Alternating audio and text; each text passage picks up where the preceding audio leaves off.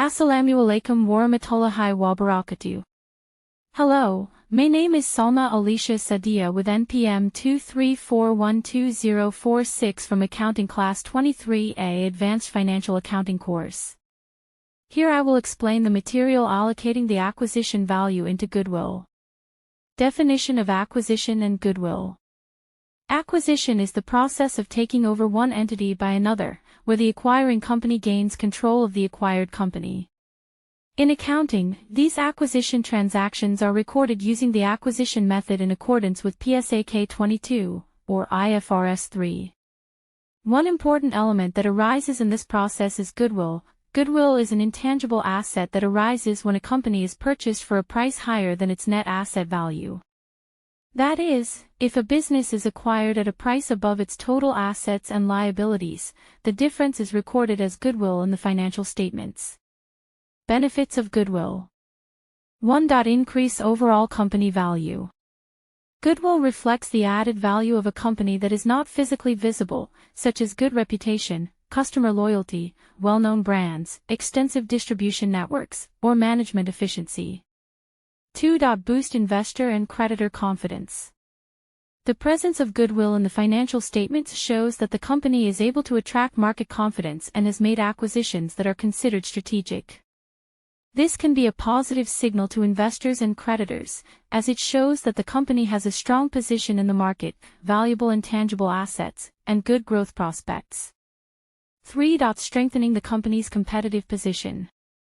Goodwill generated from business acquisitions usually reflects expected synergies. For example, through the merger of two companies, the acquirer can expand markets, improve efficiency, and acquire superior technology or human resources. Steps to allocate acquisition value. The process of allocating the value of an acquisition starts with identifying the consideration transferred by the acquirer. This consideration could be cash, non-cash assets, or equity instruments. Thereafter, the acquirer must measure the fair value of the assets acquired and liabilities assumed by the acquiree. These assets and liabilities must be individually identified and measured at fair value at the acquisition date. Goodwill calculation. After the value of the consideration has been determined, and the fair value of all net assets and liabilities has been identified, goodwill is calculated as the excess of the consideration over the fair value of the net assets acquired. The formula is goodwill equals consideration transferred plus non-controlling interest plus fair value of previously held interest, fair value of identifiable net assets. If the result is positive, then the difference is recorded as goodwill. If negative, it is referred to as a bargain purchase and recognized as a gain in the profit and loss statement. Example of goodwill calculation. PTA acquires PTB for an amount of Rp1,000,000,000,000. The fair value of the identifiable assets is 1,200,000,000 Indonesian rupiah and the liabilities amount to 300 million Indonesian rupiah. So the net assets acquired are Rp900,000,000,000. Therefore, the goodwill recognized by PTA is 100 million Indonesian rupiah, 1 billion to 900 million Indonesian rupiah.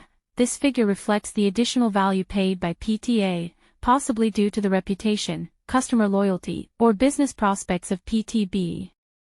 The impact of goodwill on financial statements. 1. Increasing total assets on the balance sheet. Goodwill is recorded as an intangible asset on the balance sheet. This adds to the total assets of the company after the acquisition, even though it is not physically tangible. 2. Not amortized, but tested for impairment value. Goodwill does not undergo amortization like fixed assets, but it must be tested for impairment every year. If the carrying amount is greater than the recoverable amount, the difference is recognized as an impairment loss in the income statement. 3. Describing the strategic value of acquisition. The existence of goodwill signals that the company pays more for the acquired entity because there is strategic value such as brand, customers, or market advantage that cannot be measured directly.